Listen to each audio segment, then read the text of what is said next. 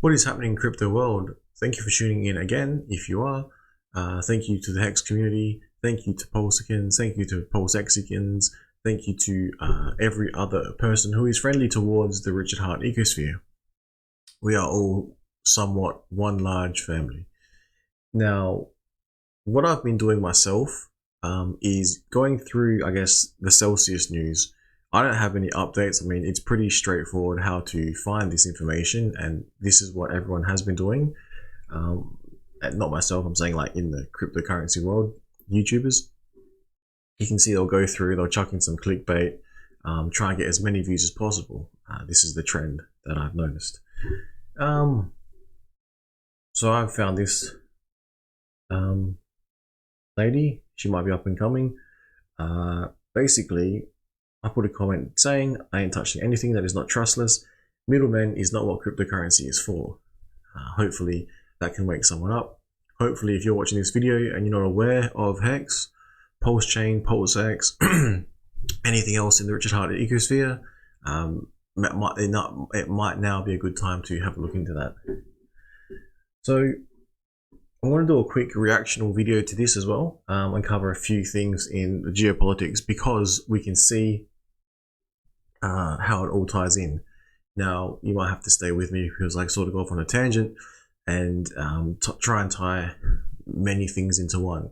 You know how when you do like some sort of report and you have to source various items and you have to tie them all in together and create your own report.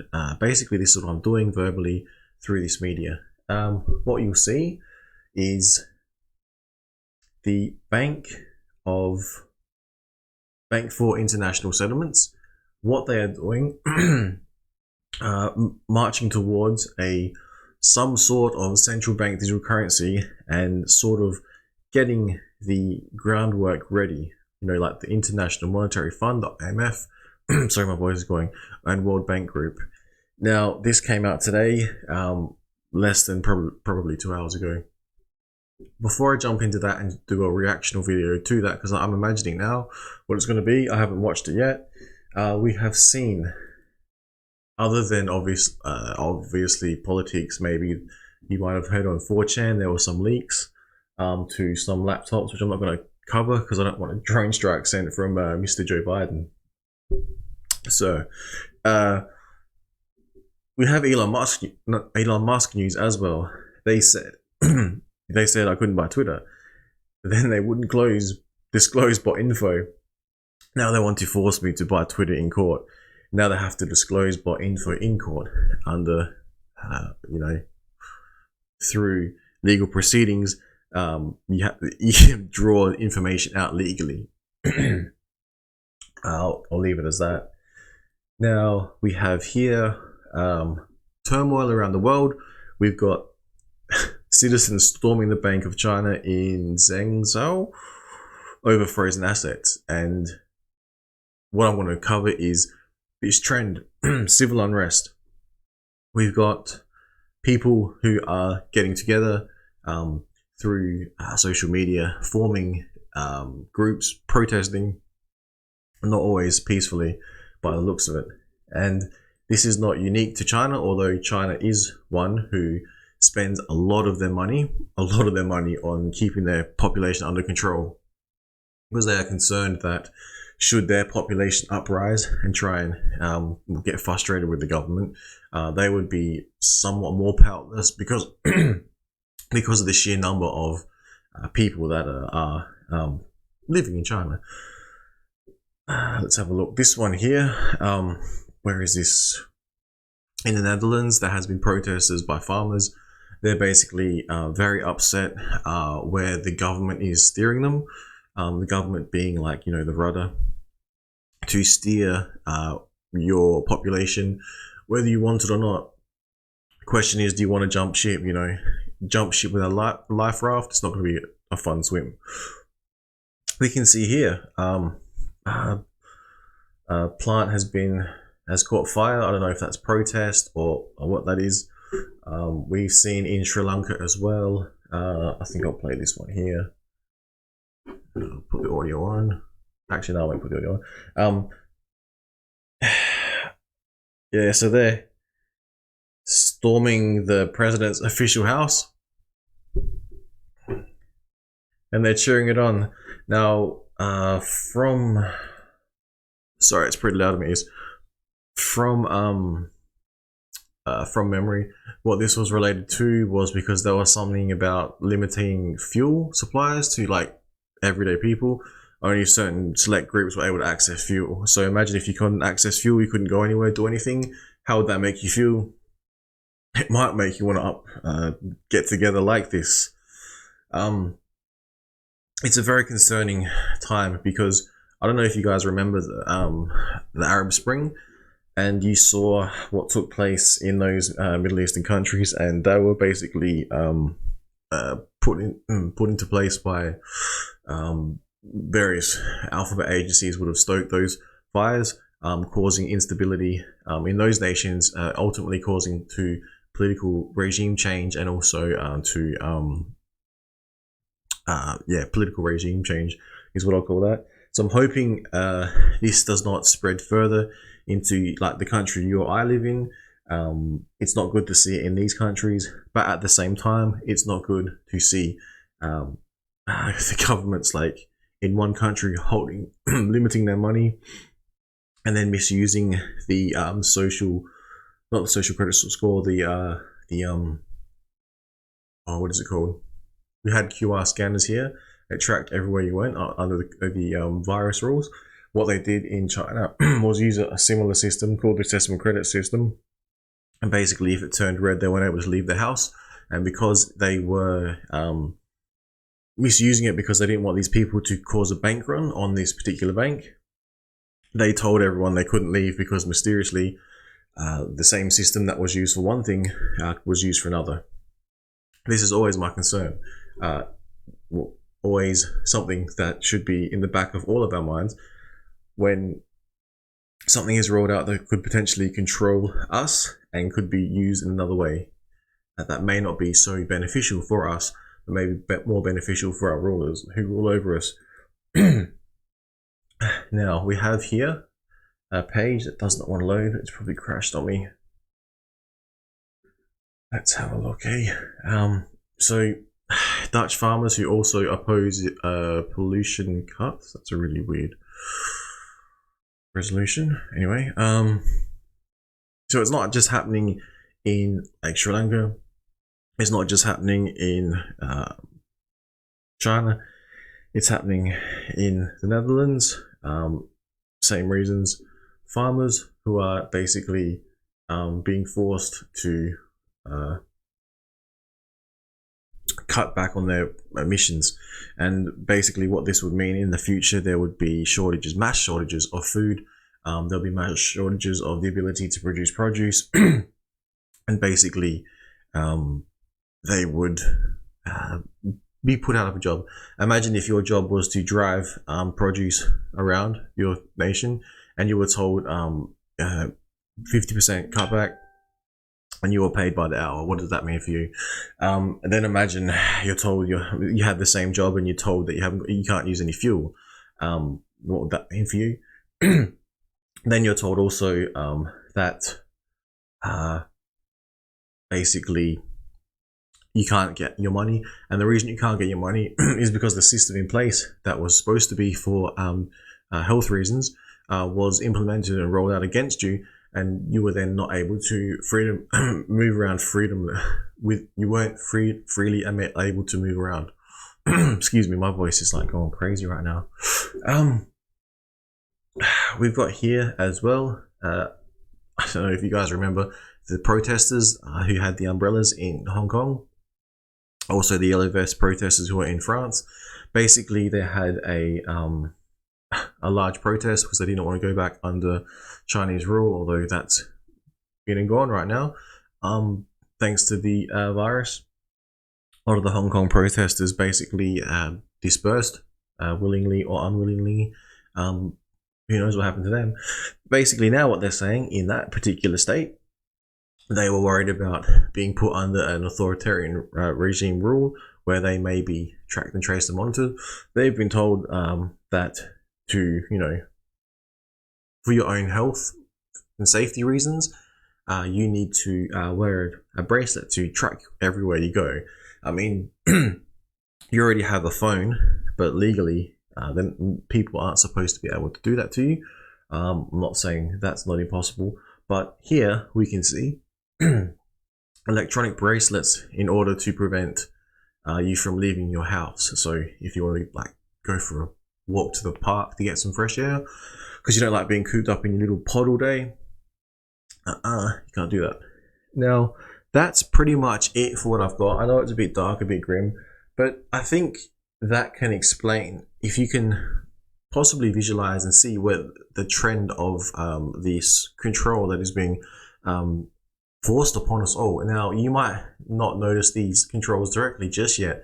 However, think back when lockdowns were put in place for health reasons, and think about now shortages and various protests that are taking place across the world, and also the different the situation in the South China Sea, the situation in the Middle East, the situation in Europe, in Ukraine, on the Russian border. It's not the best, but what I will do now, shifting gear to central bank digital currencies. Think about a time when you went to the shops and you used the wrong card and you scanned it through your phone or whatever, or your card, and it bounced. You couldn't buy anything, right? Frustrating as hell. Imagine if you were trying to pay for something, but you weren't green lighted to be able to do this, and because you were, like, say, red lighted, you weren't able to purchase anything. That sounds pretty crap to me. That could be a possibility in the future if the entire world adopts some form of digital currency that has that system built in, like a Trojan horse. Now, I'll basically playback system audio, so hopefully nothing sends everyone deaf. But we have here my reaction to this. Let's go. Should I play at 2x speed? I probably should. Play this video at 2x speed as well. Probably can't play all my videos at 2x speed. All right, here we go. What do we got? We've got Cecilia Skingsley, chair of the Future of Payments Working Group. So they've got... I'm getting frustrated as hell now. The World Bank and the IMF under the Bank for International Settlement. So, you know, if you want to exchange money, it needs to settle, it needs to clear between the World Bank, the International Monetary Fund, and the special drawing rights, and the currency in that is no longer is even fractional reserved if the reserve limits are 0%. Let's have a look. Moving on. Sending money across the border to a relative or a friend can be costly, slow, and opaque. And yeah, it could be costly, you know, like, oof. Many people across the world cannot access such payment services at all. Yeah, I mean, like, who has a computer these days? Fuck. To tackle this, in 2020, the countries that forms the G20 launched an ambitious program to enhance cross-border payments. This program has 9... Now, to be fair, what they're saying, when you hear it, a reasonable person would say that is correct. You know, you want people all around the world, regardless of their socio-economic status, to have access to finances. Imagine, for instance, what the HEXicans are trying to do, what the HEXicans are trying to achieve. If everyone around the world who was able to have access to the internet and a computer was able to engage with the HEX smart contract, and what little economic energy they had, if they were able to enter that in to make some money for them, then that would be beneficial, yeah? That would be cheap, well, depending on the gas fees, but once Pulsechain drops, that would be cheap. And also, it would allow for your economic freedom. Have a look now around. Think about Celsius now gone out of the picture. Platforms like that going bankrupt. How many options is left for yield? That's going to give you that nice juicy 10%. quite often you see people saying, oh, HEX is a scam because they've got 40% APY a year. There's some stakes that crush 40%. If you were staked in longer and pre-big payday and you locked in that pre-big payday bonus, that bonus stacking on top of your initial stake, that's gone. That opportunity is, that window, that door is closed. And to get that now, you have to stake out 15 years or so to get the larger APY. If you do a stake for, say, even a month or so, you're getting around that 10%, which in this market is not too bad at all. Have a look around. Unless you want to risk putting your money at what if Celsius opens back up, you're going to go back to them? You're really going to go back to them? I'm like I said, I do not engage with middlemen. It's bad enough going through an exchange. Not that anyone's doing anything wrong or trying to hide anything. I mean, it's knowing that, imagine you go through an exchange and they lose all your details, or they get hacked, both. They sell your data. That doesn't sound safe to me. What about you take it a step further, you go to a bank, you provide them with all your documents, they know everything about you. How do you know an employee is not in there that shouldn't be in there looking up your stuff? Huh? What system is in place for that? How do you know someone doesn't hack into that system? There's not backdoors. I'm just saying. How do you know your information is not all posted up on the dark web? You don't know. But the fact that you're engaging with a system, with a middleman, because you have to, you open yourself. That is an attack vector. Simple as that. All right, we'll continue. We'll continue to watch the Bank for International Settlements create more attack vectors for us and to take away more of our freedoms in the future. But it'll be for our safety. Our safety, you got to remember that. Now, I'm not frustrated at anyone watching. I'm just, you can see it makes me angry seeing how this is all rolling out. And there's not a lot we can actually do to stop this. 19 building blocks. And the focus of one of these, building block 19, is central bank digital currencies. Oh, they got a building block, a central block 19. Execute order 19 now, hey? Digital currency. Let's play that back again, yeah? 19 is central bank digital currencies, or CBDC. A CBDC is generally building block 19 is 19 building blocks for the payments. This program has 19 building blocks, and the focus of one of we got a 19-step phase that we're going to roll out, and because we're the International Monetary Fund and the World Bank and the Bank for International Settlements, and we work hand in hand with your local federal bank, we have an option for you because you need to settle your shit, so you are going to have to deal with us. That is what they are saying. In a nice way, of course. One of these, building block 19, is central bank digital currencies, or CBDC. It's speeding up, man. We're seeing protests all over the world. They're testing. Let's take away the fuel. Let's take away their food. Let's take away their medicine.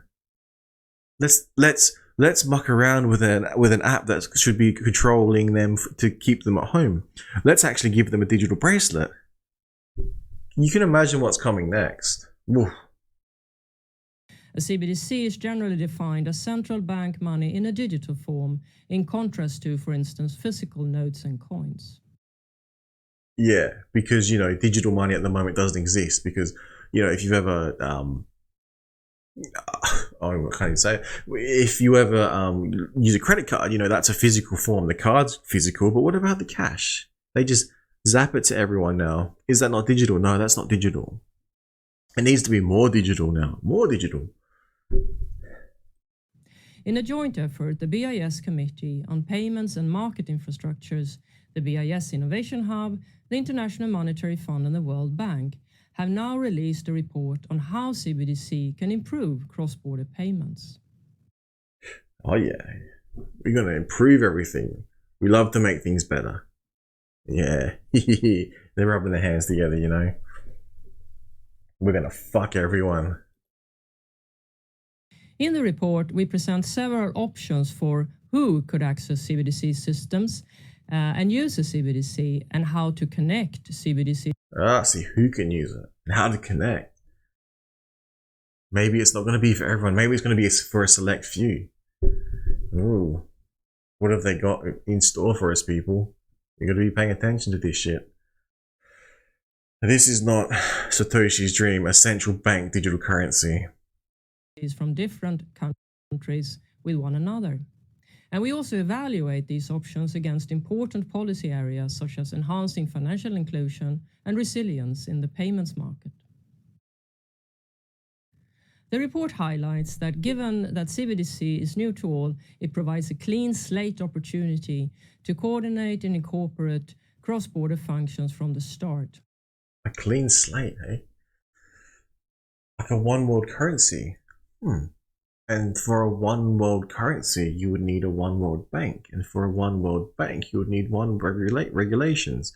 It's hard enough at the moment. I'm pretty sure there's not even one accounting standard across the board. I'm pretty sure there's not one legal, well, there is a legal court, a world court, but I'm pretty sure, you know, each country has their own laws. But if we can roll out just the one world currency, you know, just the one world currency, will be fine, you know? And it's not going to be Bitcoin or Ethereum or HEX. No.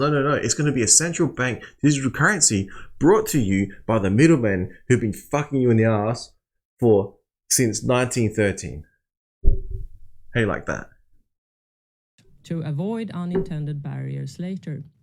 So, international collaboration continues to be paramount. And the report also concludes that there is no one-size-fits-all model for access to and interoperability of CBDCs. Central bank. There's no one-size-fits-all. We're going to make sure we fuck you in every possible way. That's what that's code for. Banks will have different motivations for developing CBDCs, and the demand for improved cross-border payments differs across jurisdictions, so their design choices might vary. So how's a CBDC, central bank digital currency, going to work with sanctions? With, you know, saying, oh, we're not going to accept payments. You can't buy this, you can't buy that. Wouldn't a country then be like, fuck off, we'll do our own thing? Under the current system, you can't do that. The sanctions would stand. Under this new system, what could happen? That's another whole topic I just thought of just then, which may or may not be beneficial for some countries. It may bring about less power for some countries and enable other countries to rise to power, which I'm not sure that is something I want personally. This report provides a tool for central banks to assess different options given their own objectives. And this will be useful as central banks explore the opportunities that CBDC can provide to improve payment methods in their respective societies. That's what they're giving us? To improve payment methods for their respective societies. Maybe you're China, maybe you want some death camps, some organ harvesting, and you know, you don't want to adhere to general pollution policies because you're a third world nation apparently with first world weaponry, and you want to figure out how to crush the Western economy and overthrow every other nation that you can possibly think of. And we have the perfect opportunity for you, because we have a central bank digital currency that will allow you to conduct your businesses with whatever rogue nation you wish to conduct businesses with, because, you know, we may place sanctions on Iran, North Korea, and Russia and the like, and you don't need to worry about that. We can just program that out the way. Oh, and if you want to give this to your people, then and they're causing a bit of trouble, we can shut down their accounts immediately. Same to you, Russia, if you want to do the same and you have some dissidents there. You want to have some political opposition assassinated, we can freeze all their accounts to make sure they can't get any fuel while we tie them up and you know, take them out. Can you imagine we're all going to be sacrificed for this new world order. This sounds insane. This sounds like the polar opposite of what cryptocurrency was designed for. Read the white paper from Bitcoin. It explains. Oh my god. Oh my god. Oh. I can't believe this is happening in this timeline whereby this virus has come. How far back do I go? The virus has come. The war is coming. In terms of like the little skirmish in Ukraine, and there's supply shortages because of the virus.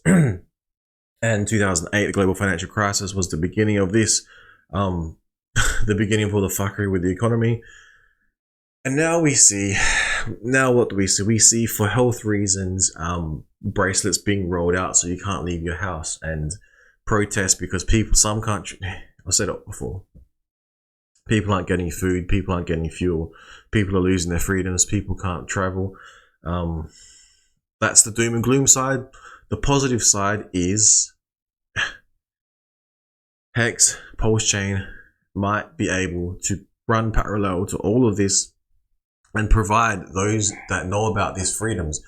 You need to know about this, people. We need to spread the message of HEX and Pulsechain and PulseX far and wide, as far and wide in every language of the world that you can think of, because we have some strange things coming, and we need to be prepared. You'd rather be prepared and not have to use